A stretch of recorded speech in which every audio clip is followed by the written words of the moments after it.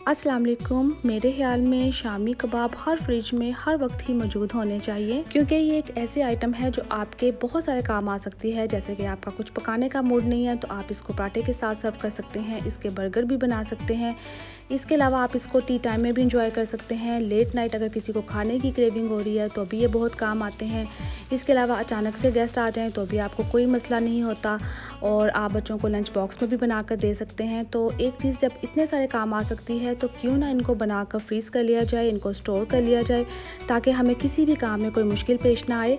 तो आज मैं आपके लिए बहुत ही यम्मी, बहुत ही मज़े के बीफ रेशादार शामी कबाब की रेसिपी लेकर आ रही हूँ, जिसे बनाना बेहद आसान है। तो चलें फिर रेसिपी को स्टार्ट कर लेते हैं। बिस्मिल्लाहिर्रहमानिर्रहीम।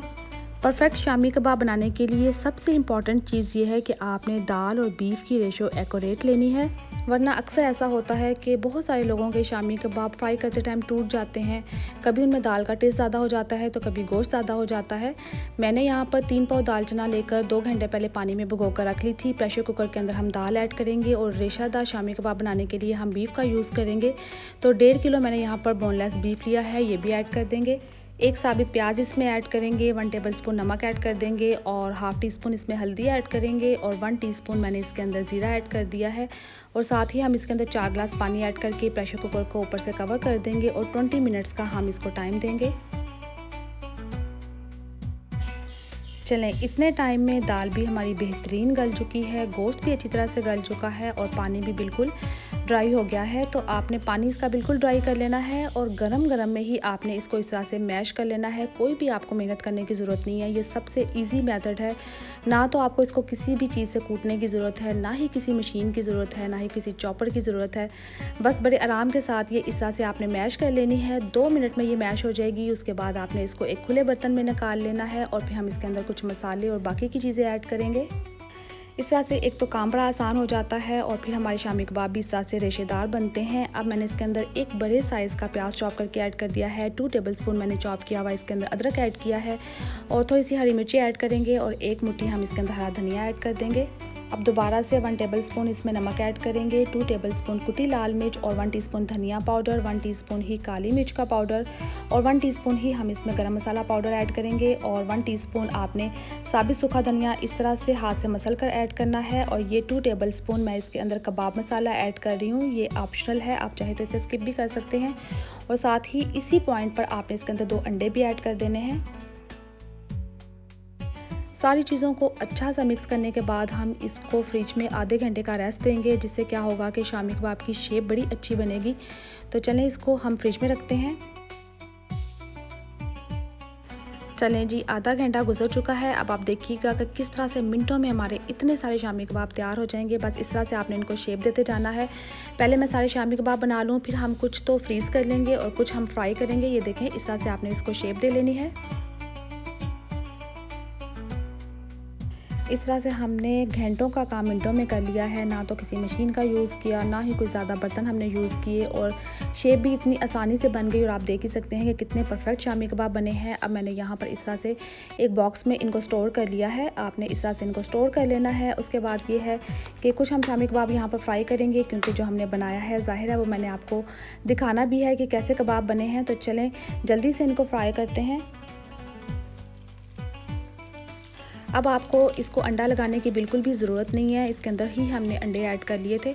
चाहे तो लगा भी सकते हैं, लेकिन ज़रूरत कोई नहीं है, क्योंकि अब बगैर अंडे के भी ये बिल्कुल परफेक्ट बनेंगे, क्रिस्पी बनेंगे। पहले तो मैंने ऑयल गर्म कर लिया था। जैसे ही मैंने शामी कबाब ऐड किए तो फिर मैंने हल्का सा फ्लेम कम कर लिया था। बस ये सारा कुछ पका तो पहले ही होता है, किसी के कच्चा होने का तो कोई अंदेशा होता नहीं कि हम कहें कि अंदर से कच्चे रह जाएंगे। बस जैसे ही इनको कलर आ जाए दोनों साइड्स पर, फिर हम इनको उतार लेंगे। और ये देखें, हमारे कितने ही मज़े के शामी कबाब बनकर तैयार हो चुके हैं। तो चलें इनको डिश आउट करते हैं। वैसे आपस की बात बताऊं, मुझे शामी कबाब पुलाव के साथ बहुत ही मज़े के लगते हैं। वेजिटेबल पुलाव हो, चिकन पुलाव हो, किसी भी तरह का पुलाव हो। तो यहाँ पर आप इसके रेशे चेक करें कैसे रेशेदार कबाब बने हैं। तो मेरी वीडियो इस पॉइंट पर आपको ज़रा भी अच्छी लगी हो तो मेरी वीडियो को लाइक करना, शेयर करना और मेरे चैनल को सब्सक्राइब करना मत भूलिएगा। और मुझे कमेंट करके ज़रूर बताइएगा कि आप किस तरह से शामी कबाब इंजॉय करते हैं।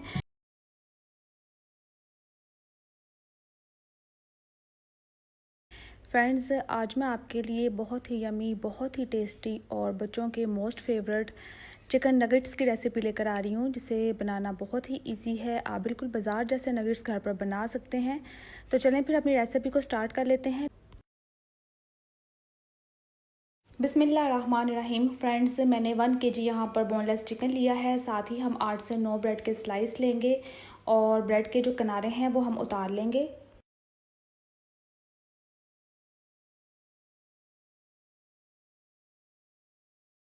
फ्रेंड्स, यकीन करें इतनी सिंपल और इतनी इजी रेसिपी है कि आप घर पर मिनटों में बिल्कुल बाज़ार जैसे चिकन नगेट्स बना लेते हैं। और सिंपल से इंग्रेडिएंट्स का हम यूज़ करेंगे लेकिन नगेट्स बहुत ही स्पेशल बनेंगे। तो आपने मेरी वीडियो को एंड तक देखना है, इसे कहीं से भी स्किप नहीं करना। सारी ही ब्रेड के किनारे उतारने के बाद मैंने इनके छोटे छोटे पीसेस कर लिए थे। अब आपने चॉपर में डालकर इनको चॉप कर लेना है। लेकिन फ्रेंड्स, आपने बिल्कुल इसका पाउडर नहीं बनाना, थोड़ा सा इसको दानेदार रखना है। उसके बाद हम इसमें बोनलेस चिकन शामिल करेंगे। और फ्रेंड्स, चिकन शामिल करने के बाद भी आपने चॉपर बहुत ज़्यादा नहीं चलाना, क्योंकि हम चाहते हैं कि मटीरियल थोड़ा सा दानेदार सा हो। और मैं आपको चेक भी करवाऊँगी कि इसको कैसा होना चाहिए। चिकन जो आप नगेट्स के लिए यूज़ करेंगे ना, वो बिल्कुल ड्राई हो, उसमें पानी वगैरह बिल्कुल ना हो। ये देखें, इसे इस तरह से दानेदार सा होना चाहिए। अब मैं इसे एक बाउल में निकाल लूँगी और फिर हम इसमें कुछ मसाले ऐड करेंगे।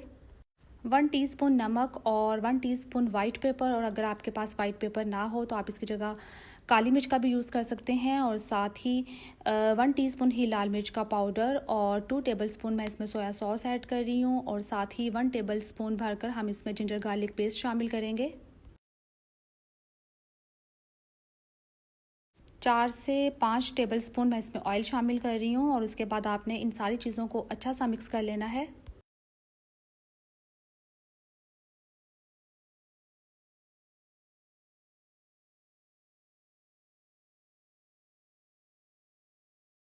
अब फ्रेंड्स, नगेट्स को शेप देने के लिए और अपनी आसानी के लिए मैंने केक मोल्ड का यूज़ किया है। इसमें आपने कोई बटर पेपर या कोई भी शॉपर कट करके सेट कर लेना है, उसको ऑयल से ग्रीस कर लेना है। फिर जो हमने सारा चिकन का मटेरियल तैयार किया है वो सारा हम इसमें ऐड करेंगे और हाथों से या चम्मच की हेल्प से आपने अच्छी तरह से इसको सेट कर लेना है। और इसी शॉपर के साथ ही आपने इसको बाहर निकाल लेना है। अगर आपके पास केक मोल्ड ना हो तो आपने टेंशन नहीं लेनी। आप ये सारा काम किचन काउंटर पर भी कर सकते हैं। आपने किचन काउंटर पर चिकन को हाथों से फैला देना है। और बस फिर इसी तरह से जिस तरह से मैं थोड़ा सा इसको नीट कर रही हूँ, आपने इसको थोड़ा सा नीट कर लेना है। और फिर हम इसकी कटिंग करेंगे। इस तरह से ना इक्वल साइज़ में हमारे सारे नगेट्स तैयार होंगे।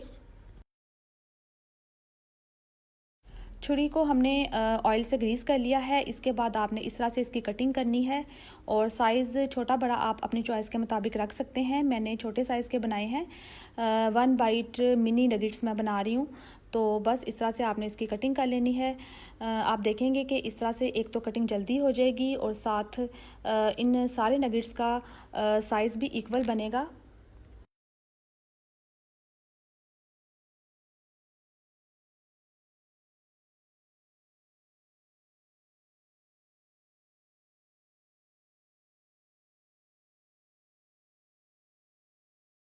बस अब 1 बाय 1 आप इसको उठाते जाएं और ये देखें हमारे नगेट्स की शेप बन गई है। ये सारे ही मैं एक डिश में निकाल लूँगी।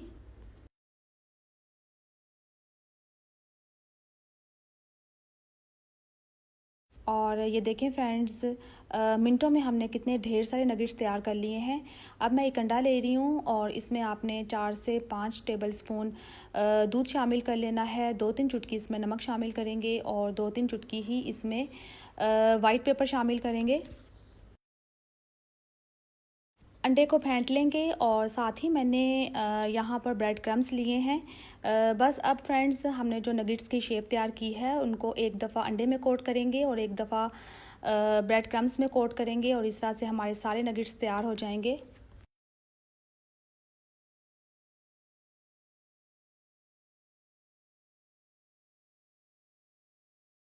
आप इस तरह से नगेट्स बनाकर फ्रीज़ कर सकते हैं और जब भी घर में गेस्ट आएँ तो आप इनको निकाल कर फ्राई करें और फ्राई करने के बाद इनको सर्व करें। इसके अलावा बच्चों के लंच बॉक्स में दे सकते हैं, या टी टाइम में आप जब भी चाय के साथ इनको बनाना चाहें तो बनाकर इंजॉय कर सकते हैं।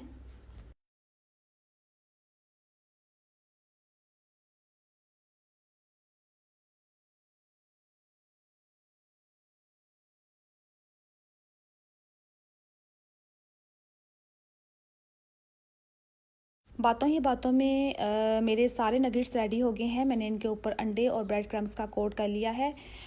मैं इस तरह से ढेर सारे नगेट्स बनाकर फ्रीज़ कर लेती हूँ, जिससे मुझे इतनी आसानी हो जाती है। अचानक से अगर कोई गेस्ट आ जाए तो फिर कोई मुश्किल नहीं होती कि चाय के साथ क्या दिया जाए।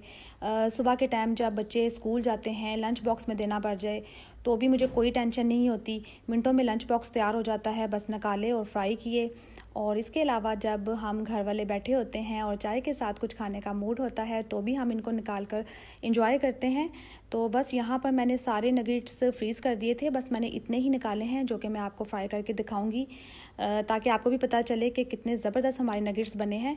तो यहाँ पर थोड़े से नगेट्स हम फ्राई करेंगे। फ्रेंड्स, यकीन करें इतने मज़े के बनते हैं, और सिंपल से इंग्रेडिएंट्स के साथ जब आप घर पर पड़ी हुई ही चीज़ों से इनको तैयार कर लेते हैं तो आपको खुद भी खुशी होती है और आपके लिए आसानी भी हो जाती है। और जब आप इनको सर्व करेंगे ना तो कोई भी पहचान नहीं पाएगा कि ये आपने घर पर तैयार किए हैं। बिल्कुल बाज़ार जैसी लुक और बिल्कुल आपको बाज़ार जैसा इसका टेस्ट मिलेगा। तो बस इनको उलटते पलटते हुए हमने यहाँ पर फ्राई कर लिया है, और आप देख सकते हैं कि कितना ही शानदार गोल्डन सा कलर आ गया है। और जैसे ही दोनों साइड्स पर कलर आएगा तो इनको हम निकाल लेंगे। माशाल्लाह से इतनी प्यारी खुशबू आ रही है, और ये देखें अंदर से भी कितने शानदार नगेट्स बने हैं। तो ये छोटू छोटू से 1 बाइट चिकन नगेट्स देखने में भी बहुत ही प्यारे लगते हैं, क्यूट से लगते हैं, और खाने में भी बहुत ही मज़े के लगते हैं। तो बस इनको ज़रूर ट्राई कीजिएगा और मुझे फ़ीडबैक भी दीजिएगा। इसके साथ ही मैं आप लोगों से इजाज़त चाहूँगी। अपना बहुत सारा ख्याल रखिएगा। टेक केयर एंड अल्लाह हाफिज़।